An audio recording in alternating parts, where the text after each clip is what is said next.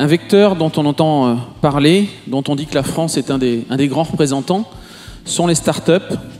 Alors pour illustrer cet exemple, je vous ai sorti un petit nuage de logos. Ce petit nuage de logos, il a vocation à démontrer une chose. Qu'est-ce que c'est tous ces logos? C'était les sociétés qui ont participé à l'appel à la manifestation d'intérêt Inventons la métropole du Grand Paris et qui portaient uniquement le thème de l'agriculture urbaine sur les différents projets qui ont été présentés. Toutes ces sociétés, ou 90% d'entre elles, sont des startups. Ces sociétés, pour la plupart d'entre elles, il y a 5 ans, n'existaient pas. Nous ne les connaissions pas. Alors, quelle interaction peut-il y avoir entre ces sociétés et le monde dans lequel je travaille, qui est le monde de l'immobilier? L'immobilier, par essence, c'est un monde qui est assez conservateur.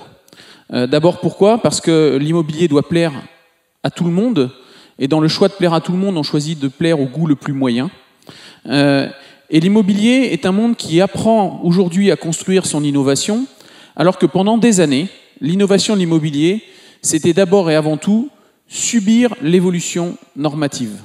Alors je prends un exemple parmi d'autres, les réglementations thermiques qu'on a vu passer une par une, qui nous ont d'abord permis d'améliorer les conditions de chauffage, puis les conditions de dépenses de calories, puis maintenant on en est à l'analyse du carbone. Mais ne croyez pas une seconde que les acteurs de l'immobilier se sont lancés comme un seul homme dans l'idée de se dire « Ah bah tiens, si moi-même je me disais je vais penser à une réglementation qui améliore la consommation de carbone en la diminuant fortement », non. On s'est toujours projeté dans des évolutions portées par des pouvoirs publics qui nous proposaient des contraintes et auxquelles on répondait par des solutions avec, on va le dire comme ça, quasiment systématiquement des représentants de fédérations qui disaient « Oh là là, n'en mettez pas trop, ça va coûter un peu plus cher, freinez ». Une fois qu'on avait freiné sur le projet, on freinait sur le calendrier pour les mettre en œuvre.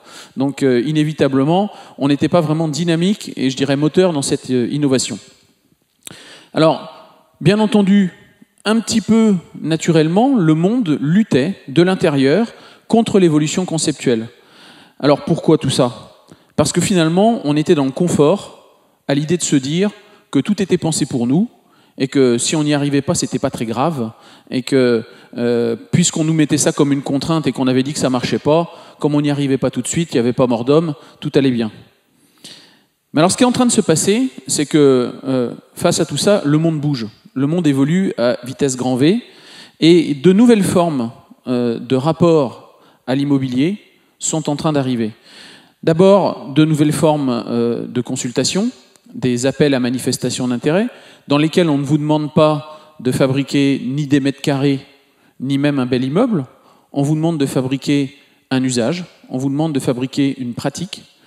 Et puis, parce que de plus en plus, dans un souci de maîtrise économique, des opérateurs devenus soudainement responsables et raisonnables décident qu'en bloquant le prix des terrains d'un côté, et en plafonnant les prix de vente de l'autre, c'était la valeur intrinsèque du projet qui devait vous permettre de vous différencier. Alors cette différenciation, pendant très longtemps, on l'a connue dans le toujours plus.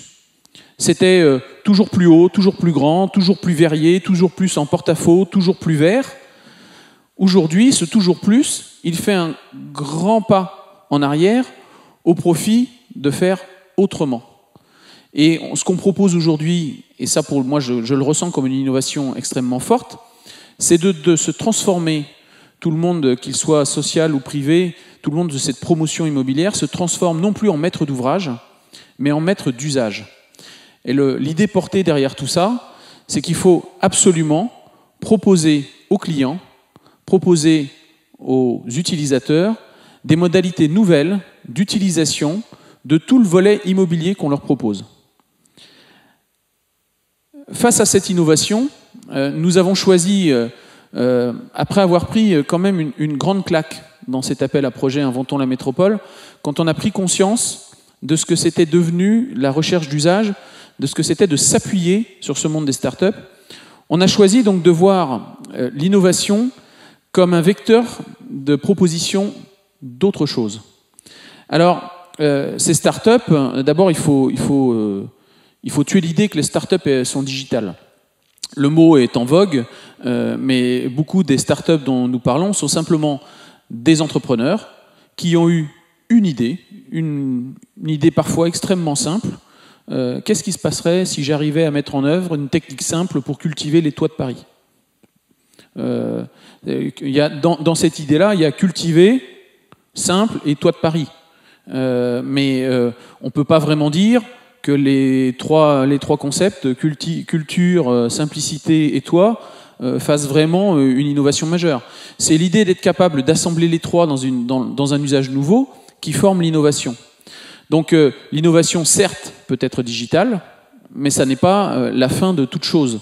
Et je sais bien que nous sommes tous passionnés par toutes les technologies qu'on trouve aujourd'hui dans nos poches à l'aide de ce petit téléphone.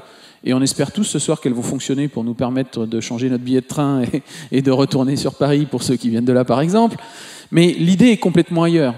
Bien entendu, derrière toutes ces startups voyagent des idées sur le développement durable, sur le smart, l'usage facile, mais aussi sur le divertissement, sur le collaboratif, sur le lien social.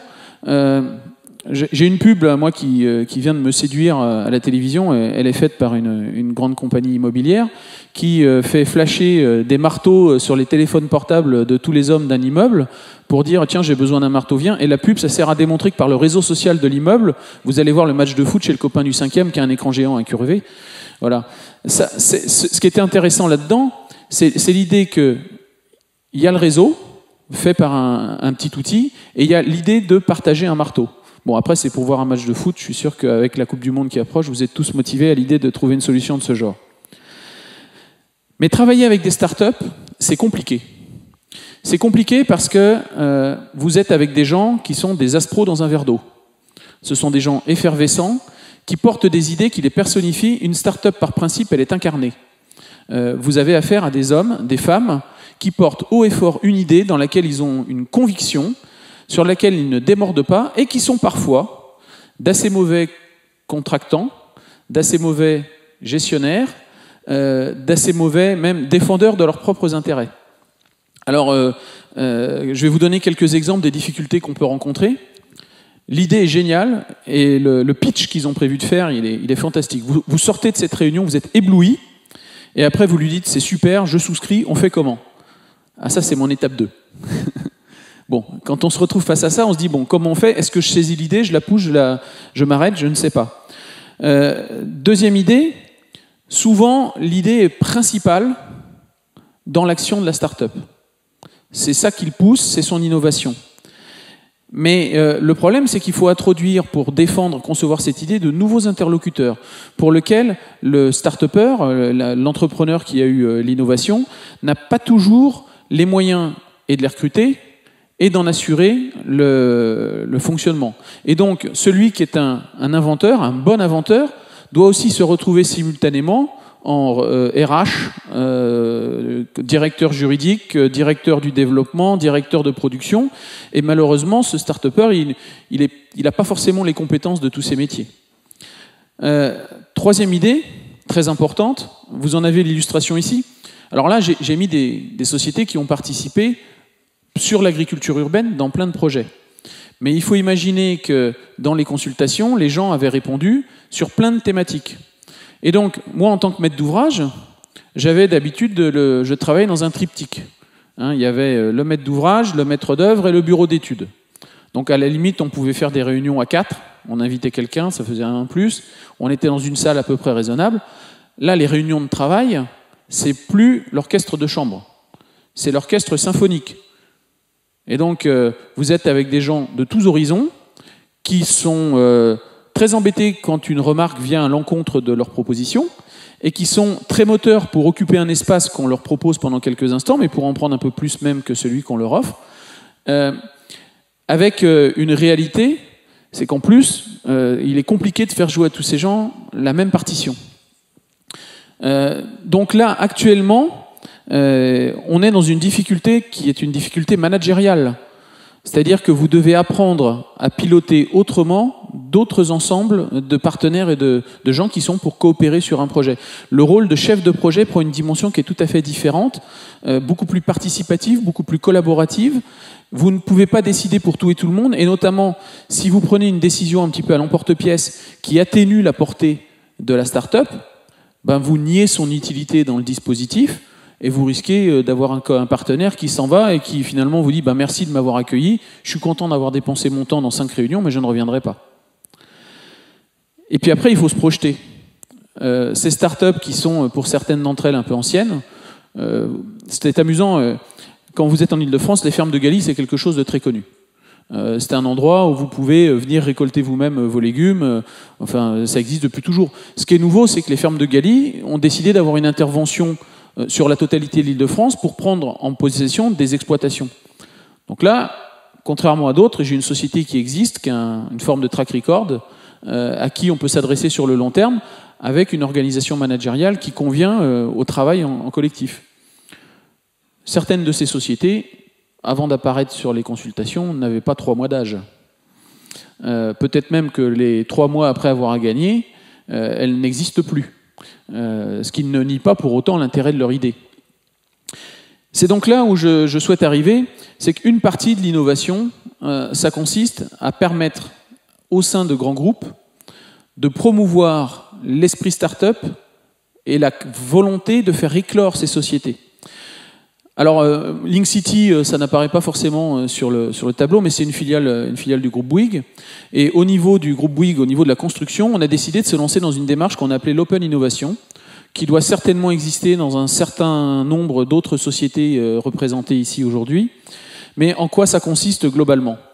Ça consiste à offrir un terreau fertile à un certain nombre d'idées, qu'elles soient externes ou dans une démarche nouvelle interne, ce qu'on appelle l'intrapreneuriat, en proposant aux gens de bénéficier d'un cocon protecteur pour leur permettre d'avancer. Donc on va sélectionner ces sociétés, on va les challenger, on va essayer de leur faire dire qu'est-ce qui est essentiel dans leur idée et qu'est-ce qui ne sert finalement à rien. On va les faire grandir, on va leur offrir des opportunités de marché, on va les aider à choisir, parce que choisir c'est renoncer et pour un entrepreneur c'est difficile. On va parfois rentrer dans le financement, toujours minoritaire pour ne pas influencer trop les décisions, les aider à être visibles, mais certainement pas prendre leur place. On va parfois leur amener des garanties, ne serait-ce que leur passer un marché, c'est parfois la solution pour eux d'obtenir un financement bancaire qui leur permet d'avancer. Et donc, c'est ça cette démarche nouvelle qu'il faut qu'on apprenne à faire tous, parce que certaines de ces sociétés vont un jour devenir des petites PME, voire des grandes entreprises. Il faut se rendre compte que beaucoup des sociétés qu'on met aujourd'hui dans les licornes ont commencé comme ça, avec juste une bonne idée, un peu d'appui, une levée de fonds, quelques marchés, et hop, ça fonctionnait. Donc je pense que c'est ça aussi l'innovation par les startups, c'est être capable d'accueillir, de fabriquer le terreau, d'accompagner, de promouvoir, mais surtout de jouer notre rôle en leur confiant des marchés et en étant très respectueux de leurs risques, et notamment en les payant correctement, en date, à temps, à l'heure, pour des montants qui représentent bien ce qu'ils ont apporté dans les projets. Voilà. Donc, à titre d'exemple, des tableaux comme ça, de nuages de marques sur Inventons la métropole, on en a une petite douzaine sur des thèmes aussi variés que l'occupation temporaire des lieux, l'économie circulaire, la gestion énergétique, l'accompagnement des copropriétés, l'aide aux locataires, avec des gens qui proposent des solutions qui partent tous azimuts, dont certaines sont forcément, inévitablement, des solutions d'avenir. Voilà, je vous remercie. Quand le politique parisien s'est posé la question de réinventer Paris, bien évidemment, on adressait un message sans ambiguïté à l'ensemble du personnel municipal, mais vous n'avez rien fait jusque-là. Et il faut réinventer Paris, qui d'ailleurs ne s'est pas fait en un jour.